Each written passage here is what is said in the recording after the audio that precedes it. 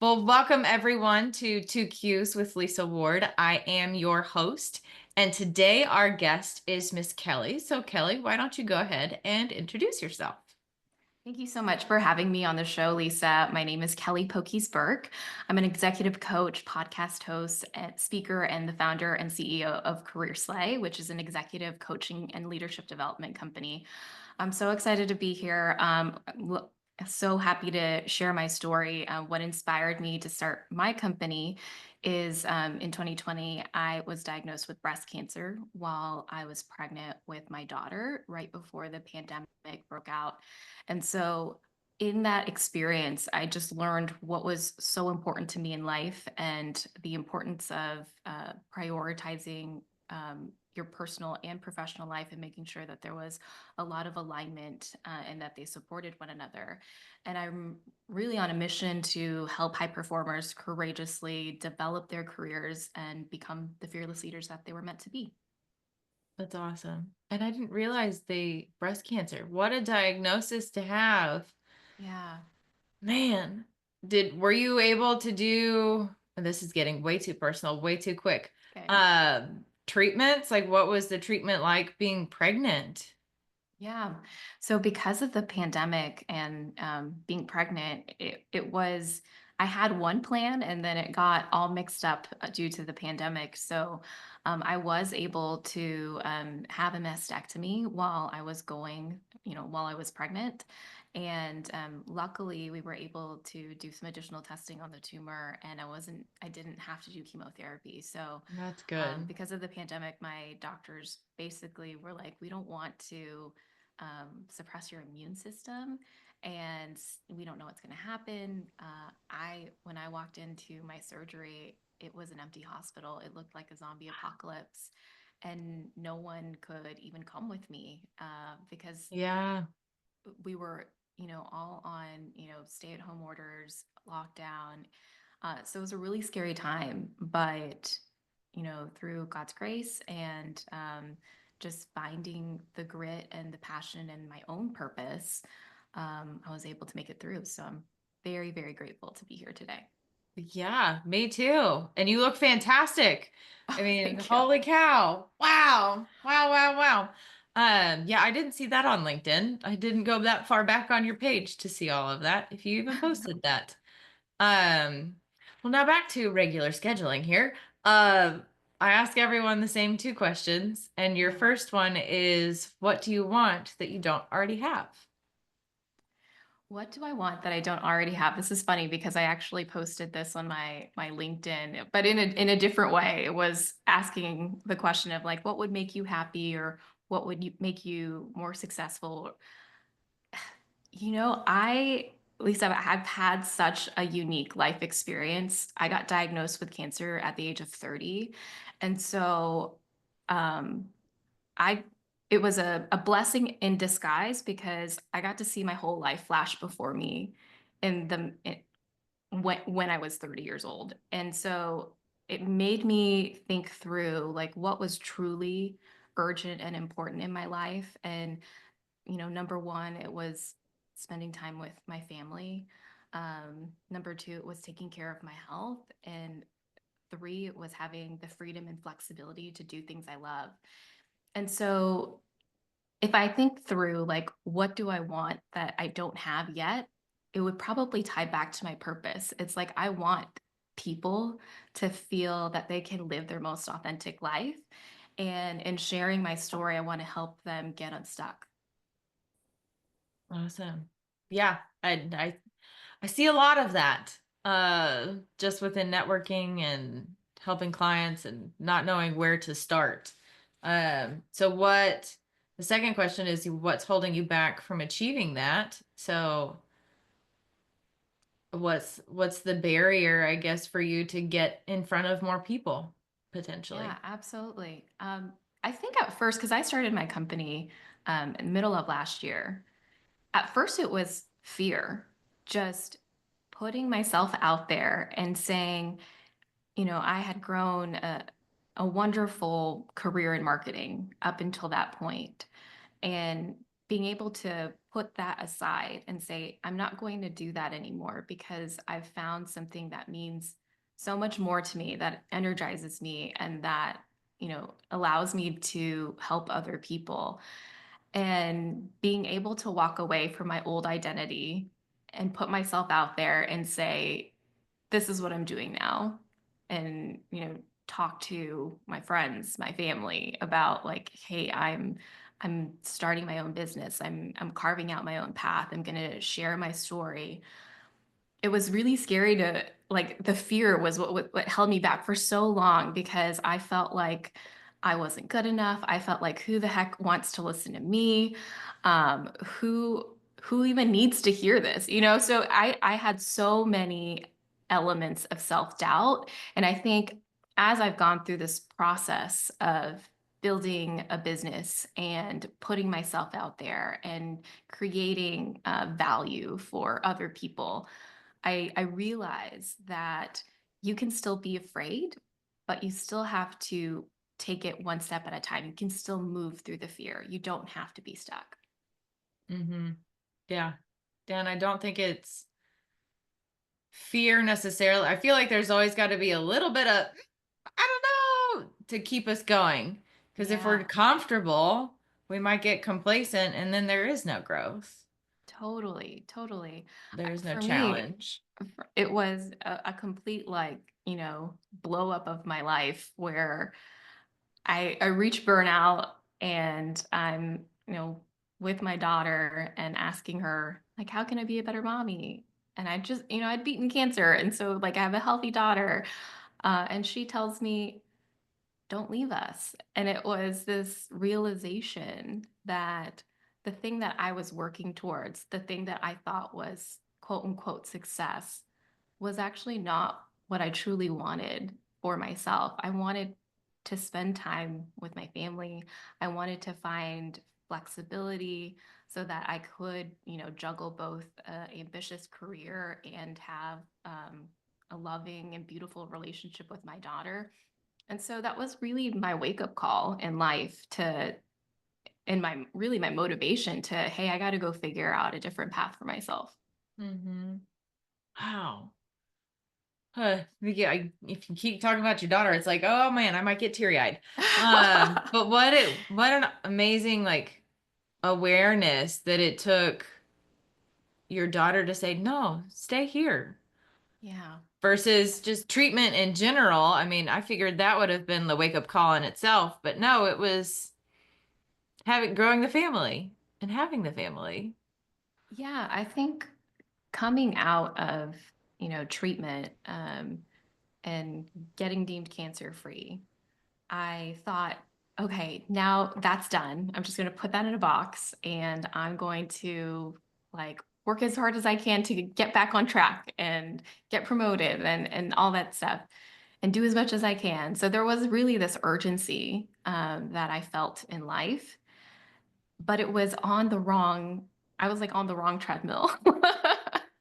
And so I think when I took a step back, when she and I had that conversation, and she was 3 years old, it made me just realize, like, what is my North Star?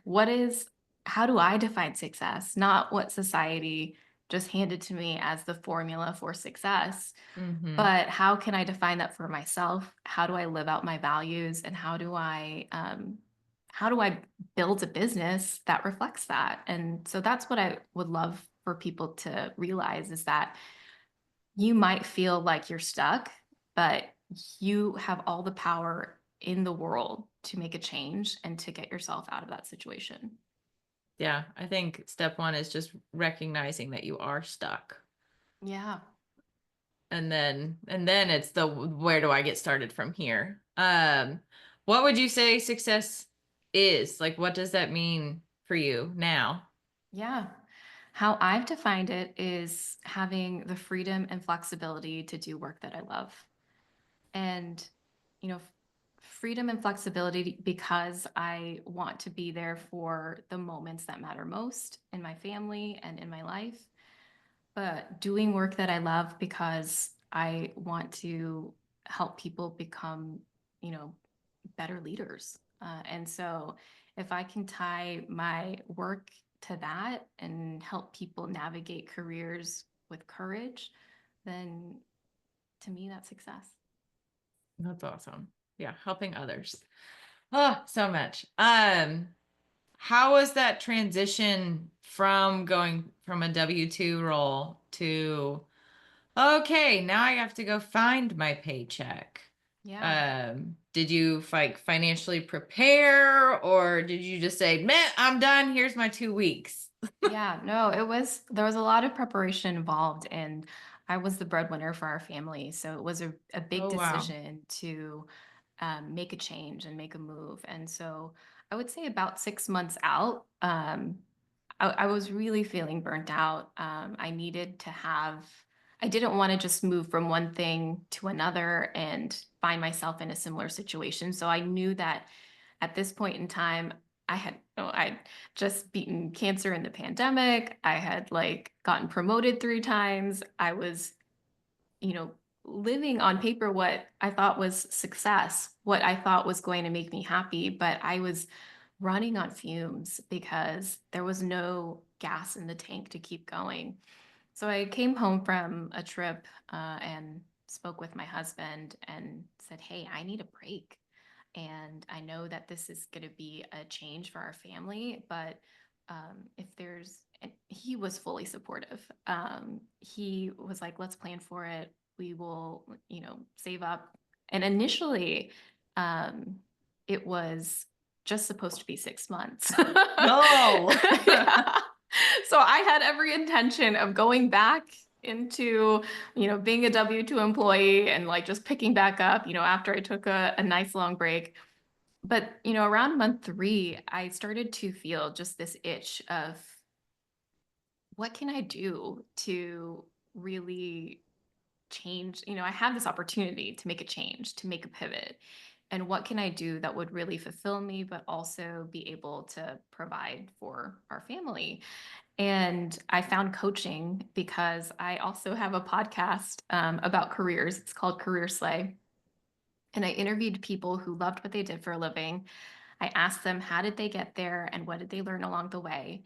And in having those conversations, I realized that it is possible to have a career that lights you up, that you're passionate about, that you feel fulfilled by. And I was searching for that myself. And so I realized that having those conversations was the thing that filled me up. And how can I turn that into a career? Well, I become a career coach. And so I got certified by the ICF, and I just started coaching people. And I do career coaching and leadership coaching. And the reason for that is you might be stuck in a place where you want to navigate to a better opportunity, but also you might be in a place that is the right place for you, but it's just you might need to figure out how to navigate the situations internally better prepare yourself for a leadership role. And so I think the combination of the two is like um, is really powerful because we spend about a third of our lives working, and No, so that's not depressing at all. yeah, we spend a third of our lives working. So it's a huge component to our overall happiness and joy. And so, I really want people to find joy in their work and to live out their values when they are working. So, if I can be a small part of that journey for them, then that's beautiful. So Cool. Very cool. Who knew? So when you took your break, you didn't even know you were going to start a business. no, no, I didn't. No. That's amazing. I'm curious, what demographic do you typically work with for career coaching? Yeah, so I target like mid-level managers on up. So really my sweet spot is like that senior manager, director level. They're smashed in between like upper management and leading people. And so the demands are extraordinary because you feel pressure from both sides. And then on top of that, when you're in that phase of your career, typically if you have a family, you've got small children. And so you're feeling really pulled and really stretched by so many different forces. So how can career be a place that, is is peaceful, not causing you more burnout? And so I really like to help folks who are in that space and in that level. Oh, that could be a springboard for fantastic growth. But yeah, I see that a lot with um especially young females. Um, the mom guilt, or trying to balancing all the things. The schedule is wackadoodle with Yeah. all of the kid activities, trying to be present, but the boss called, gotta go, there's a meeting. Yeah. So it's like what's priority and what's not. So that's awesome that that's the niche, because they definitely need it. Yeah, for sure. For sure. I mean, someone once told me you're best suited to coach the person you used to be. Yeah, that's kind of what I was thinking. I was like, you So, needed you took a break, you said I quit. yeah. Yeah. But you understand their perspective, all of the pressures that so you can coach from a humble, authentic place too, Yeah, which for is sure. good. For sure. Which is good. What about the leadership side of things? How is that different from the one-on-one? Do you like coach groups? What does that look like? Yeah, yeah. So I will typically coach a group, like an executive group or a group of directors.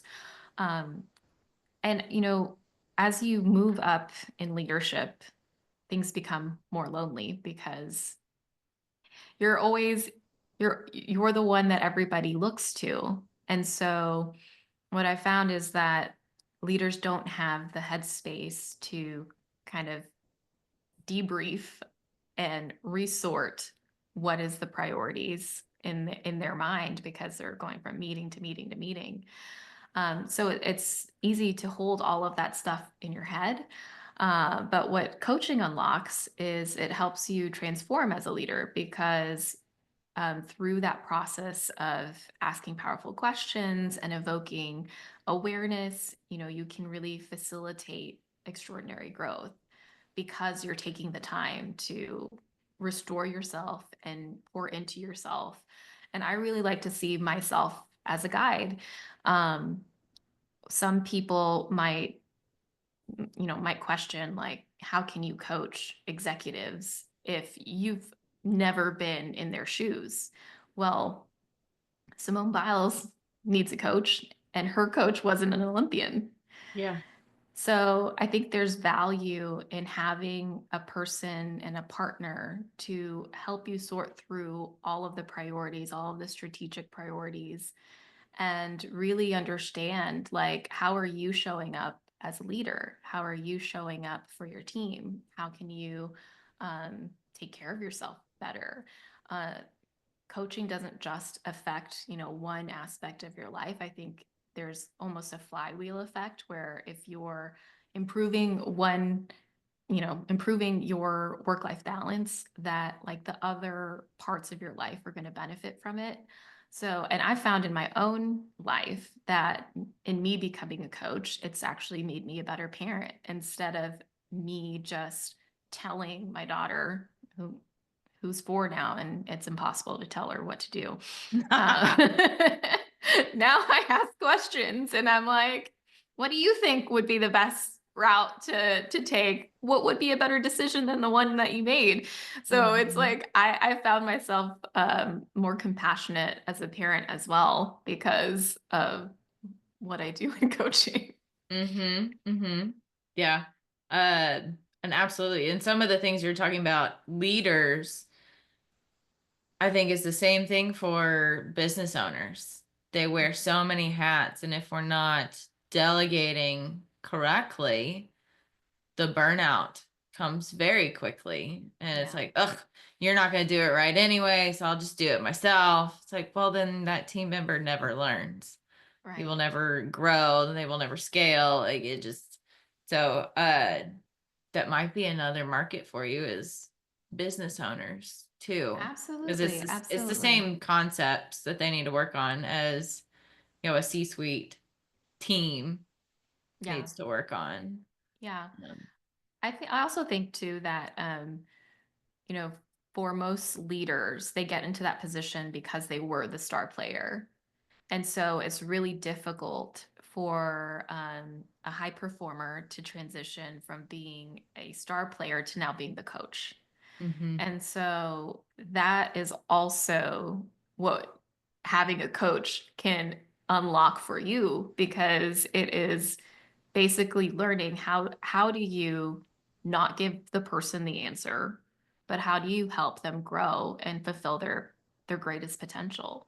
Because mhm, as the coach, you see it, but as the person who is being coached, you have all of these blind spots. You have self-doubt, you have fear, you have the obstacles that are in your way. And so sometimes you just need a person on the other side to like cheer you on and help you realize like the path to get to your highest potential. mhm. Yeah, I mean, part of that's why I even started this podcast. I love it. Like, yes, we all have been there, but we all need a cheerleader. So I will be the cheerleader for everybody on the podcast that no, what you're doing is fantastic. We need more of you. Yeah, being on part of what you just said reminded me of being board members. Hmm. So, if you are a good board member, you are always looking for your replacement.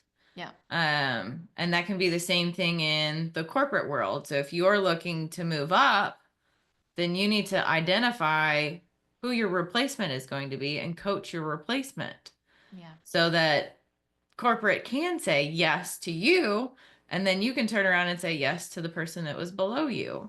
Yep. Um, and I think I've seen a few times the ego gets in the way of I'm too used to having all of the attention on me, and this also might just be my perspective too. Hmm. I get more joy out of others people's successes, like client successes, Yeah. seeing them blossom and achieve their goals. I get more joy out of that than me achieving my goals. Obviously, by clients being successful, I am successful. Um, you know, by I default. mean, I totally feel you on that. And when I reflect back on my own career, um, it, it's like there's so much joy and generosity. And when you give what you know, when you teach someone else what you know, like you're planting seeds that can sprout, for years to come. Mm-hmm. And those people will take what planted in them, and they'll hopefully pass that on to others. And so when you invest in other people, I think, the fruit of that labor could be unlimited. So it's about what sort of legacy do you want to leave? Yeah. And it shouldn't be and this is what I've seen some people struggle with. Um, Not that they're going after your job. Hmm. I mean, you eventually won't be there. That's okay. There's growth. You're gonna move up or Yeah. move out and start your own business or whatever. Um, so I think it's put your ego aside because Hmm. we need to continue to teach the other people. And I think there is a uh an issue with that, with accepting the next generation. I'll be stereotypical, like um boomers saying, oh well, you're too young, you're not gonna, it's like, no, no, no, no, no. Let's actually teach the next generation of leaders. We Yeah. have to, because you're not going to be here forever. You're not invincible. We don't want Yeah. you to be working Yeah. until you're like, not doing so hot. Let's actually teach the rest of us some great skill sets and the things we could accomplish together. If I knew like half the things that you knew, we could all learn. I feel like I just rambled, but it's You're good. um yeah, tapping into like put the ego aside and actually teach the next generation what you actually know. I wish more leaders did so that the next generation of leaders could be that much better. Yeah, absolutely. Um, there's something that you said that really resonated with me. You're too young. You're not too young. Like life happens to all of us at its own pace. Mm-hmm. And you have the capacity and ability to do anything you want as long as you put your mind to it. Like we all revere, the entrepreneurs who, made it at like 30 under 30 or, achieved their greatest success while they were young. But, before that, we were telling them, oh, no, you're too young. But what if they just believed in this? What if we just created a culture where everyone believed in each other and fostered each other's potential and growth? Um, my husband has a really great phrase that he uses. As a parent, my job is to get out of her way. so, so that's kind of what we try to do is we try to foster and build her confidence and then just get out of her way. Mm-hmm. Mm-hmm. Oof, that'll be a challenge as parents as they get older. You're like, oh, don't do it, don't do. Okay, you'll just have to fall on your face, learn the lesson, Yeah, cry through it. You'll be okay. right, right. That's too funny. Get out of her way. Yeah, and I think that's. I mean, that could be in any leadership role. Let them fail, ask the right questions, or try to figure it out on their own. And when they're truly stuck, then they can seek help. Yeah. And I think there's so much learning from the failure. You're not going to be able to avoid failure in life. So you might as well just learn how to fail well. Yeah, fail up. Yes. Fail up. Yeah. Yeah. Yeah.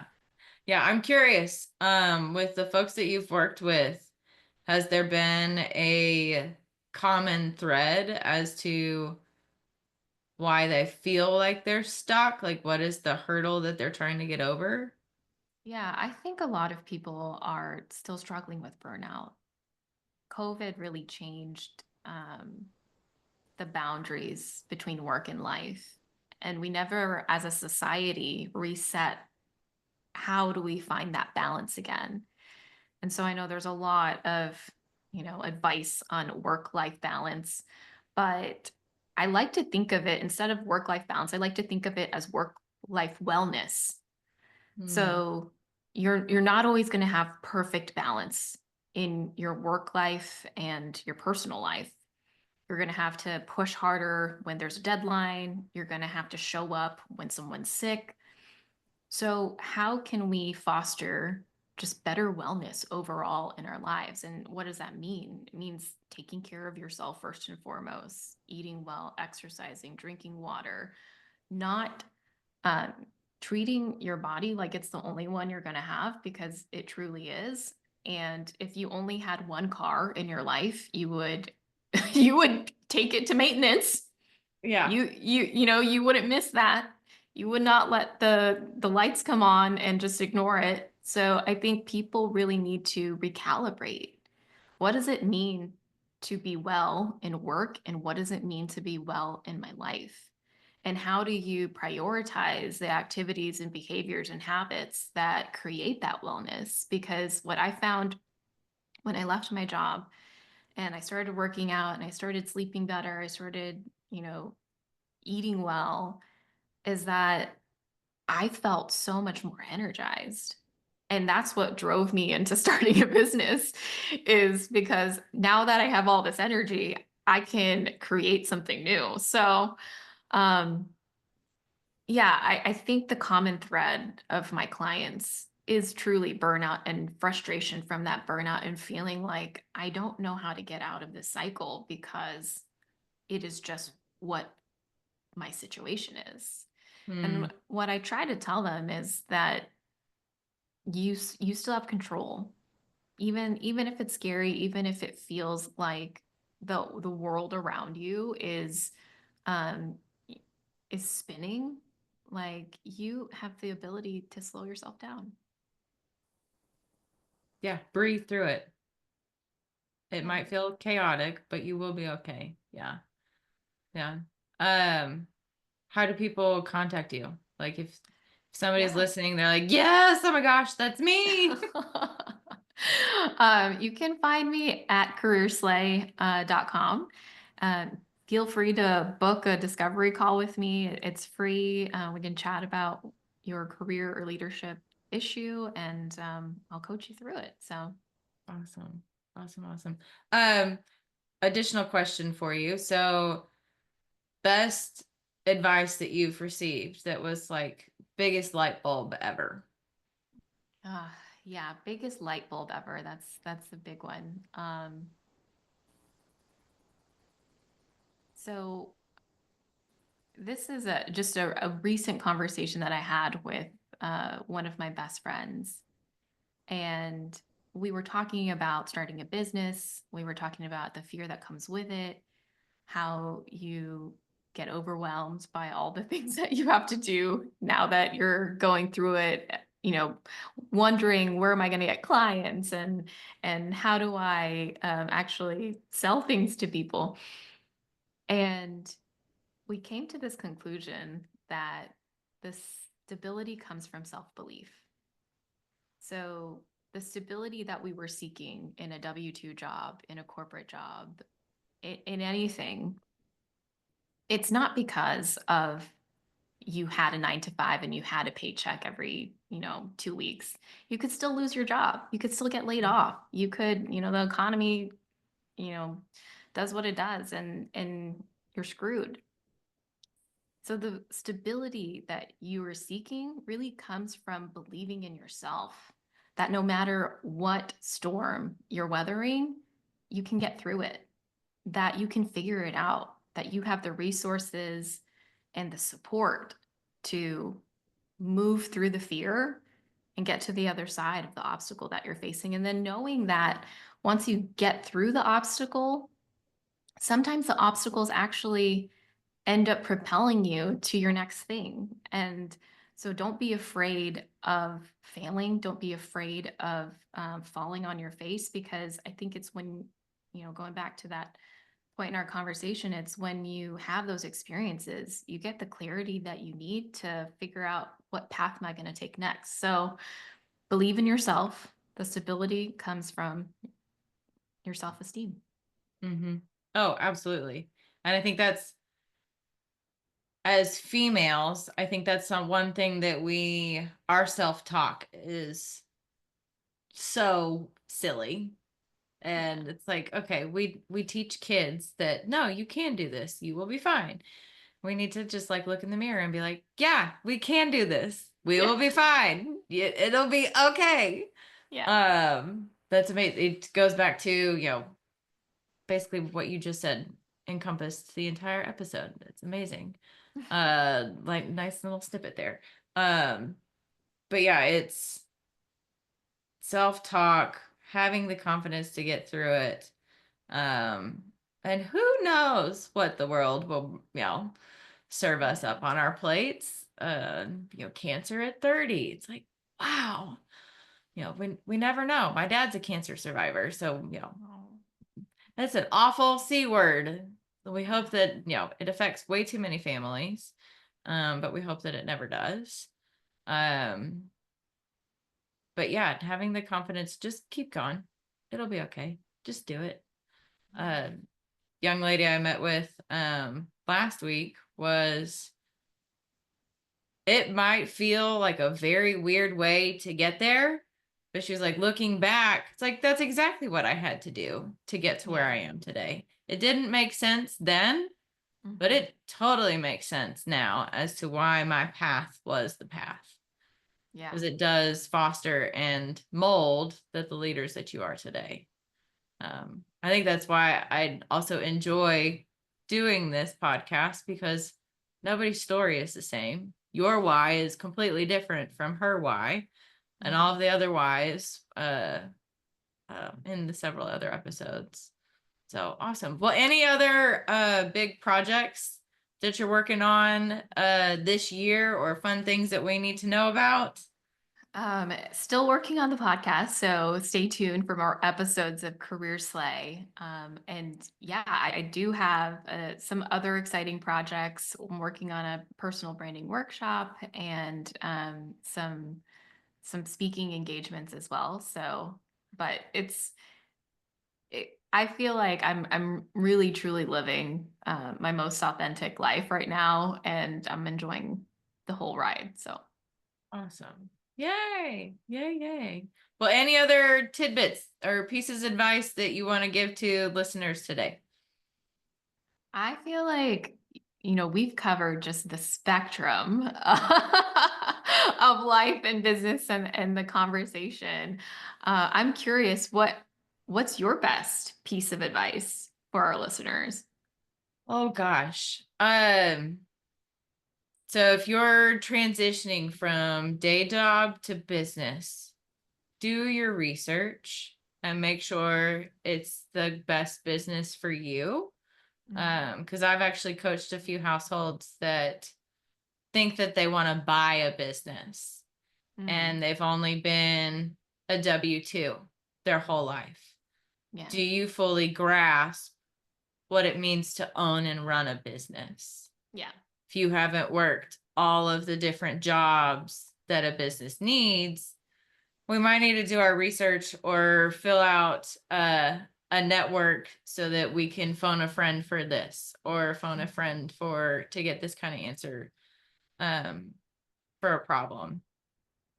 I think we make business ownership look very good on social media. yeah, yeah, And people don't see the behind the scenes of, oh crap, I fired myself today 5 times. Good job. yeah, Or, the not so pretty things that we just get to do as business owners. Mhm, But it is doable. You can do it. I mean, you're living proof of it. So if that's something that you want to do, go for it. But let's make sure we've got a runway of cash just in yeah, case. yeah. Have that um reserve for sure. yeah. I'm like super cash conservative, just in case, life happens. Life does happen for sure. But do your research and make sure it's an actual good fit. You didn't even know you were gonna do it. So that's like you're the No. the asterisk that says, well, it depends. They might be successful. Um, but I come from a very analytical background. So, of course, I'm going to be analysis paralysis over here. But yeah, Yeah, do your research, especially if you're going to buy a business. Make sure it's a good fit for you for sure. versus For sure. starting from ground up. But Oh, yeah. yeah. Yeah. Those are Mm. both, yeah, interesting paths into business ownership. Yeah. And this might not be the last stop. You could do something else, sell this business, start another one, or expand, or who knows? We'll have to just watch and see. Yeah. The sky's the limit. Yes, absolutely. Absolutely. And that's the beauty of entrepreneurship is you can make it whatever you want. If a Yeah. certain project's not working, product's not working, throw it out the window and do something else. Yeah. Or make some tweaks and make it better. So anyway. But thank you so much for joining us today. Hope you all tune in next time. Thank you so much, Lisa.